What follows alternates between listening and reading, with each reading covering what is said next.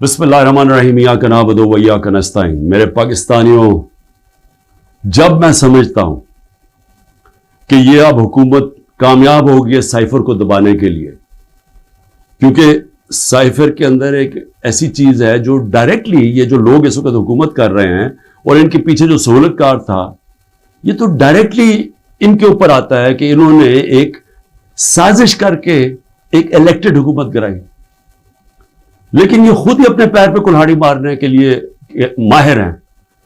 اتنا ان کو خوف ہے کہ عمران خان کسی طرح الیکشن سے باہر کیا جائے، کیونکہ ڈر لگا ہوا ہے کہ الیکشن میں آ گیا تو ہار جائیں گے، تو ان کی پوری کوشش ہوتی ہے کہ ہر کوئی موقع نہ جائے کہ کسی طرح اس کو ڈسکوالیفائی کرے یا جیل میں ڈالے۔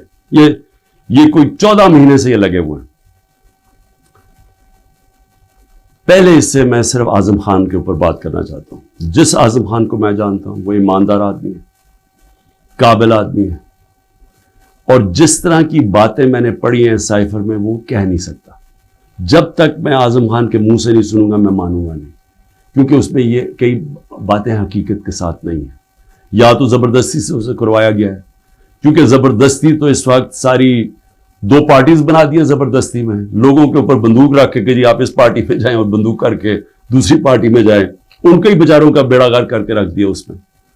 اور پھر جو ہمارے لوگوں کو جو زور ڈالا ہوا ہے پارٹی چھوڑو، بیچارے جیلوں میں ہمارے لوگ پڑے ہیں، عورتیں پڑی ہوئی ہیں، ان کو بس صرف کہیں کہ جی آپ عمران خان کے خلاف وعدہ معاف گواہ بن جائیں، یہ وہ بنتے ہیں تو آپ چھوٹ جائیں گے، اور یا پھر کہ جناب آپ کھڑے ہو کے جا کے وہ ٹی وی پہ کہیں میں پارٹی چھوڑ رہا ہوں۔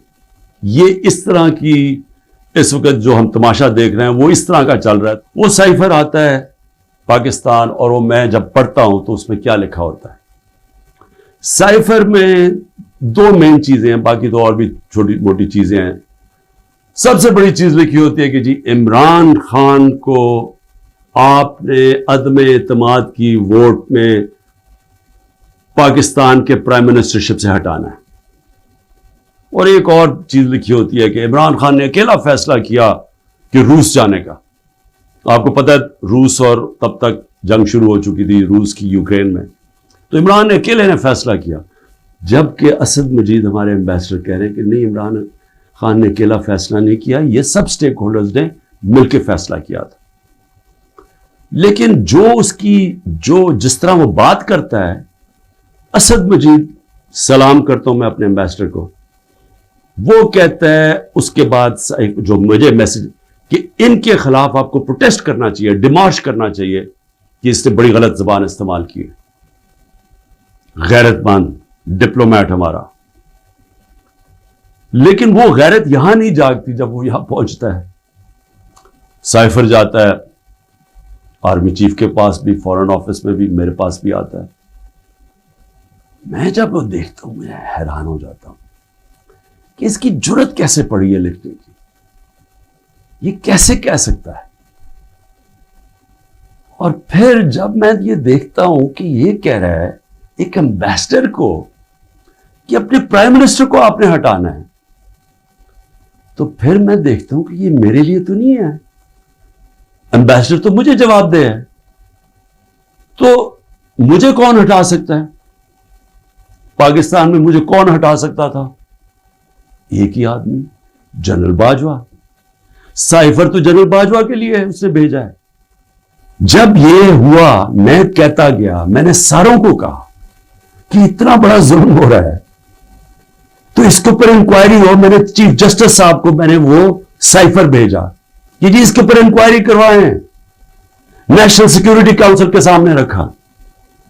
نیشنل سیکیورٹی کاؤنسل کے سامنے 30 مارچ کو میں نے رکھا کہ جی یہ ہے، سارے آرمی چیفز بیٹھے ہوئے تھے، سروس چیفز بیٹھے ہوئے تھے، سب کے سامنے رکھا کہ یہ اس نے لکھا ہے، اور آپ کا ایمبیسڈر کہہ رہا ہے کہ ان کو پروٹیسٹ کرو کہ یہ کسی کی ضرورت نہیں ہونی چاہیے اس طرح کا، کسی بھی ایک ملک کو، آزاد ملک کو اس طرح کا زبان استعمال کرنی۔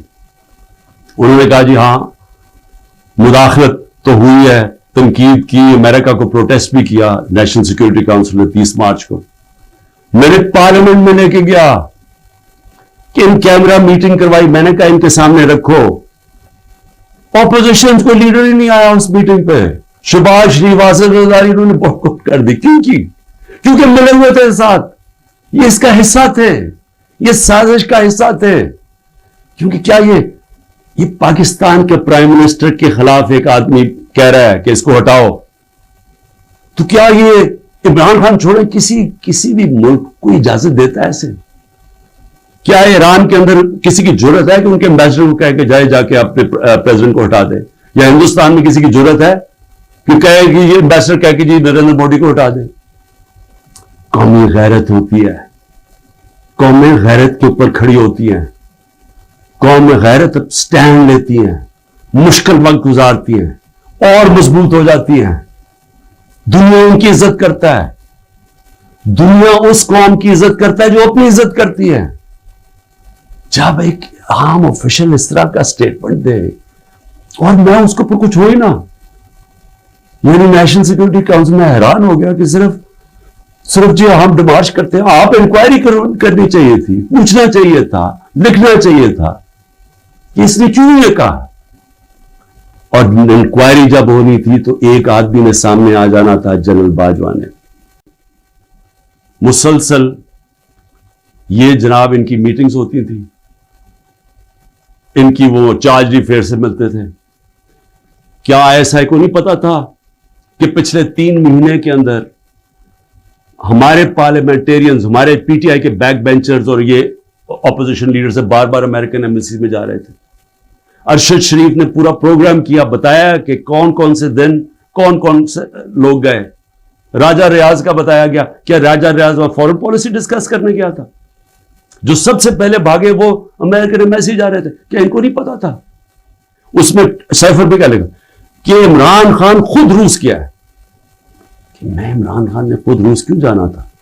فورن آفس نے مجھے کہا، بیٹھ کے مشاورت ہوئی، ہم نے سارے پاکستان کے ایکس فورن سیکرٹریز کو بلایا، سب نے کہا کہ آپ کا رشیا جانا بہت ضروری ہے، ہمیں اپنے تعلقات ٹھیک کرنے چاہیے.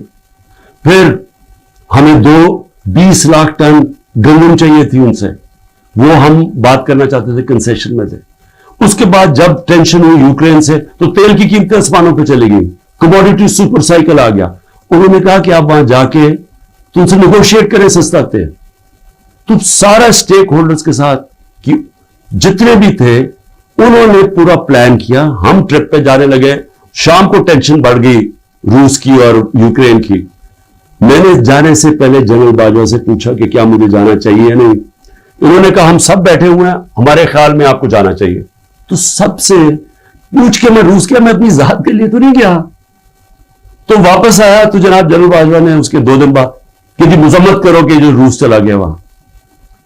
فورن آفس ہی بیٹھا، ہمارے مین لیڈر بیٹھے ہیں. ہم نے کہا کہ ہندوستان تو مذمت نہیں کر رہا، وہ تو ان کا اسٹریٹجک ایلائی ہے، وہ تو نہیں کر رہا، ہم کیوں کریں؟ اور ہم ان سے ڈیل کر کے آ گئے تھے سستا تیل پہ اور سستی گندم پہ. اس کے بعد جا کے ایک نیشنل سیکورٹی کا سیمینار ہو رہا ہے. جنرل باجوہ بیٹھ کے کہتا ہے جی عمران خان ہم روس کی سخت مذمت کرتے ہیں. گورنمنٹ کی پالیسی کے خلاف جا کے اسٹیٹمنٹ دے دیتا ہے. اس کے بعد حسین حقانی کی ٹویٹ آتی ہے، وہ کہتا ہے جنرل باجوہ پرو امریکہ ہے اور عمران خان اینٹی امریکہ ہے. بعد میں ہمیں پتہ چلتا ہے کہ ہم نے $30,000 دے کے حسین حقانی کو جنرل باجوہ نے ہائر کیا ہوا تھا ہماری گورنمنٹ کے دوران. وہ بعد میں جب ان کا فیرا، ان کا ایک ادارہ ہوتا ہے جو آپ کو رجسٹر کرنا پڑتا ہے لابیز کو، اس میں پتہ چلتا ہے. بعد میں ہمیں ایک ہی چیز ہو رہی ہے، سب کچھ، کوئی فکر نہیں ہے ملک کدھر جا رہا ہے، کوئی اس وقت فکر نہیں کہ ملک کے سارے ادارے تباہ ہو رہے ہیں. سارا صرف ایک 1 پوائنٹ ایجنڈا ہے کہ عمران خان کو کس طرح ڈسکوالیفائی کرنا اور جیل میں ڈالنا ہے. یہ ایجنڈا ہے. اس کے اندر یہ سائفر بھی آ گیا. یہ نہیں ان کو پتا کہ سائفر میں ان کی تباہی ہے، کیونکہ یہ سب ملوث تھے اس میں. یہ شہباز شریف بھی تھا، زرداری بھی تھا، ساروں کو پتا تھا سائفر کا. سارے میٹنگز کر رہے تھے امریکنوں کے ساتھ. اور اس کے اندر جو جنرل باجوہ کا رول ہے وہ سب کے سامنے آئے گا کہ انہوں نے کیا رول تھا اس کا، اور کیسے ایک حکومت جو اتنے سالوں کے بعد صحیح پرفارم کر رہی تھی، جو اکانومی ہماری آگے جا رہی تھی، اس کو گرا کے ایک وہ چوروں کو اوپر لے کے آئے ہیں جو 30 سال ملک کو چوری کر رہے تھے، لوٹ رہے تھے جو 30 سال ملک کو, جو خود جنرل باجوہ ہمیں بتاتے تھے, جو ملک کی اسٹیبلشمنٹ جن کی چوریوں کی بتاتی تھی, جو ایک دوسری کی چوریوں کا بتاتے تھے, جن کی انٹرنیشنل دنیا میں ان کی چوریوں کے اخباروں میں اور کتابوں میں جن کا نام آتا تھا, ان کو لا کے اوپر بٹھا دیا. انکوائری سب سے بڑی یہ ہونی چاہیے سائفر کے اوپر, جو ایف آئی آر نہیں کر سکتی. اگر صحیح انکوائری کروانی ہے تاکہ ہم آگے یہ غلطیاں نہ کریں, تو انکوائری یہ ہونی چاہیے کہ یہ سازش میں کون کون شریک تھا, کہ گورنمنٹ گرا کے ایک ملک کی اکانومی کی تباہ کیا, آج پاکستان کو گھٹنوں پہ رکھ دیا. آج اگر ہم ان کی مدد نہ کرتے اور آئی ایم ایف سے نہ کہتے کہ آپ کی سٹینڈ بائی اگریمنٹ کے ہم ساتھ ہیں, تو پاکستان ڈیفالٹ کر گیا تھا. ڈیفالٹ کرنے کا مطلب کہ آج لوگوں کا معاشی قتل ہو جانا تھا, جو ہو چکا ہے. اس سے دگنی مہنگائی ہو جانی تھی, بے روزگاری یعنی سارا جو ہماری باہر سے فائنینسنگ ختم ہو جانی تھی, جو آگے آج ہی برے حالات ہیں اس سے دگنے ہو جانے تھے. کون ذمہ دار ہے اس کا؟ انکوائری یہ ہونی چاہیے کہ کس نے کیا, کس پلیئر نے کیا کیا رول پلے کیا, یہ انکوائری ہونی چاہیے.